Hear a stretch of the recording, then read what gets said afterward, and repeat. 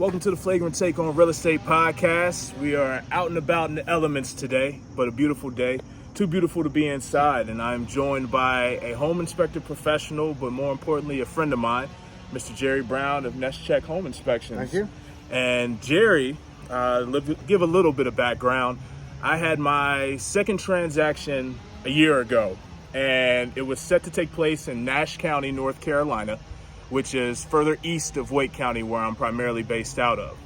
And when it came to trying to find inspectors for my clients and finding somebody who could make the time and take the drive out there, it was really difficult. Now, granted, you have local home inspectors who I'm sure are amazing at their job, but I was able to come into Jerry's contact information, and Jerry made the drive out from Siler City? Yep, Siler City. From Siler City all the way out to Nash County, which was roughly about an hour and a half trip out. But he was awesome. He gave great feedback to my clients, even made them aware of a water heater issue that they needed to make sure was rectified before closing day, and it was in fact taken care of. So this man is thorough, he is extremely knowledgeable, and most importantly, I am grateful for your time, man. Not for myself, but for those who are also watching. So thank you for coming out. Yeah, absolutely. Appreciate it, my friend. So tell us about it. Nest Check Home Inspections. What led to you starting this company? So when we got started about a year before I retired from the Air Force. Thank you for your service. Yeah, absolutely. Trying to figure out what we're going to do. The current career path that I was on, I wasn't going to be able to sustain it just due to wear and tear on the body. So with our area, there was what I felt a lack of empathy and compassion for people that were trying to do better and trying to, better themselves, better their lives. So we had looked at how we could further help our community and stay involved. I didn't want to be inside. I wanted to be active and do different stuff, and something that was challenging. I've always been mechanically inclined and build stuff and things like that. So started looking into the home inspection process. Looked at the schooling and what it entailed, and sat down with my wife, who was a huge driver of our success, really. She's been integral in everything that we've done.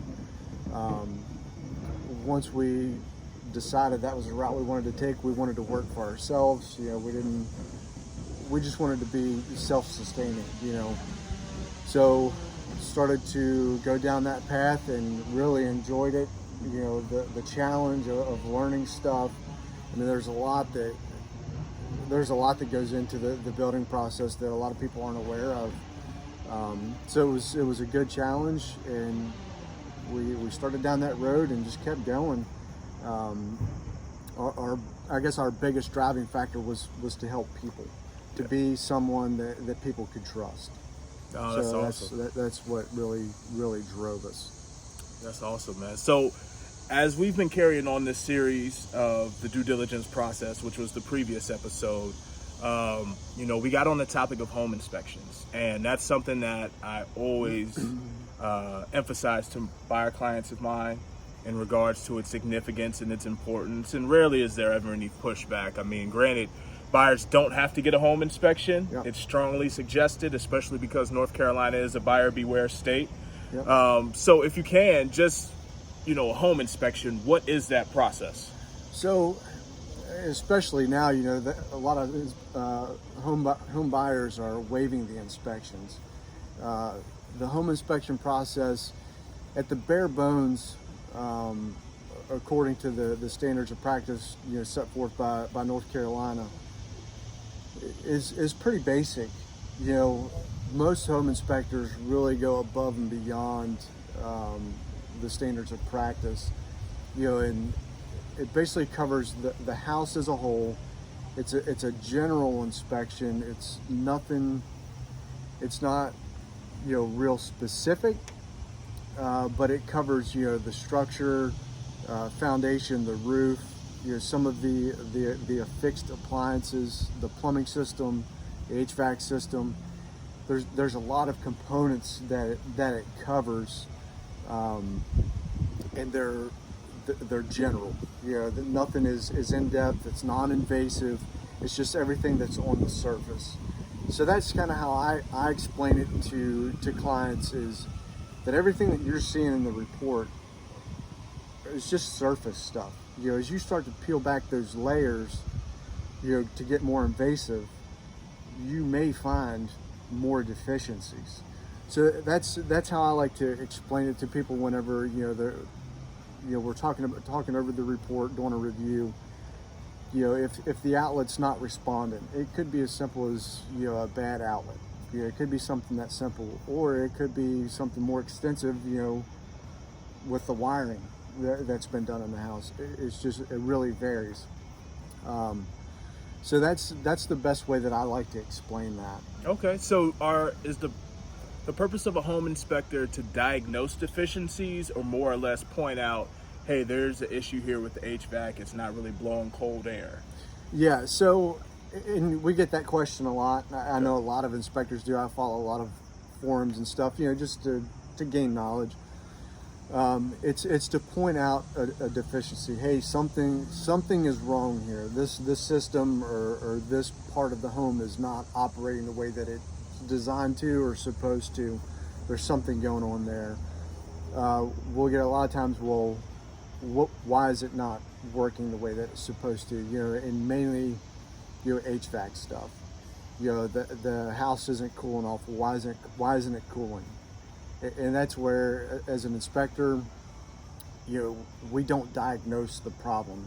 Especially with HVAC. I mean, the HVAC technicians have a lot of extensive training, in diagnosing systems and stuff like that. And there's a lot of integral parts to it. So we don't diagnose problems. There are some issues where they're cut and dry, and you can give clients an loose answer. Doorknob. Yeah, loose doorknob. Yeah. It needs to be tightened up. It's loose. More likely than not, it's loose because of repeated use and things like that. But yeah, we're not there to diagnose the problem and give a specific, hey, this is why this is the way that it is. We're just there to say, hey, this is not working the way that it's supposed to or it's intended to. All right. So, yeah. Well, speaking of questions, because we put up a poll prior to our recording of this, and I just kind of made it a free-for-all for the public to basically ask a pro. Good. This is what we're here. When it comes to real estate, the questions come to me, but when it comes to home inspections, the reason why you're the trusted man here is for that. So if you don't mind, we were going to dive into some of those questions we received, if you're cool with that, man. All right, awesome, man. So one of the questions that we received on social media, regarding somebody's home buying experience, they had it itemized on their home inspection report that there were cracks in the driveway. Okay. All right. Why would that be an issue that needed to be, marked on a home inspection for a potential home buyer? Okay. So that's one that comes up a lot. Okay. And the saying is, two things are guaranteed with concrete. Okay. One, it's going to get hard, and two, it's going to crack. Okay. So, there's a lot of factors that go into, the pour, the preforms and stuff like that go into pouring the concrete. There's a lot of different variances in there that can lead to cracking. Typically they put in expansion joints, things like that, so the concrete can move, so the form can move. Where it really becomes a problem, foundation, obvious, you don't want bulges and things like that. But typically what I see in driveways are trees. You'll have trees by the driveway, and while they look pretty and they're nice and everything, those root systems go out and they start to cause problems in the driveway. It cracks and stuff like that. Newer homes, you don't see them right away because they've cut stuff and everything's nice and neat. But in older homes, if you look at older homes, whether it's an asphalt driveway or a concrete driveway, typically you're going to see those bulges where the root system is growing underneath the concrete and it's causing cracks. So driveways really not a huge deal, other than they're an eyesore or you're driving over them They can be trip hazards depending on how big the cracks are. And then once they start to crack, typically they're just going to further deteriorate at that point. Okay. So, that's kind of the thing with cracks. The best thing to do is, one, the best thing obviously is to find out why the crack's there, and then two is to seal it up so water can't continue to get into it and further erode underneath of it and just compound the problem. All right. Now, in regards to, the roof system, right? Okay. Like you had mentioned HVAC. There are HVAC specialists. There's also those who specialize specifically in roofing. So for yourself, when you're going through a home inspection, and you're, checking out the roof and inspecting it, to what extent do you inspect it, and at what point in time do you then recommend a roof specialist come out for the buyer to get further indication of what the issue with the roof could be? So with the roof system, there's a lot of variables that go into that as well. We're not required to get on the roof. As first and foremost, our safety comes first, and we make that determination whether or not we mount the roof. For me, I'm a little more brazen, I guess. If I can get on the roof, I'll get on the roof. And you're taking in a lot of factors. How old is the roof? What does it look like? What does the granule loss look like? Typically, once you get up to it, you can tell that if it's going to be safe to get on there. Just sometimes what you'll run into is you step onto the roof and the granules are, it's later in its life, and those granules will start to flake off and really make you slide. So are those, sorry to interrupt, are those more the superficial materials that we can even see from the street? Yeah, okay. Exactly. So, all those things you take into account.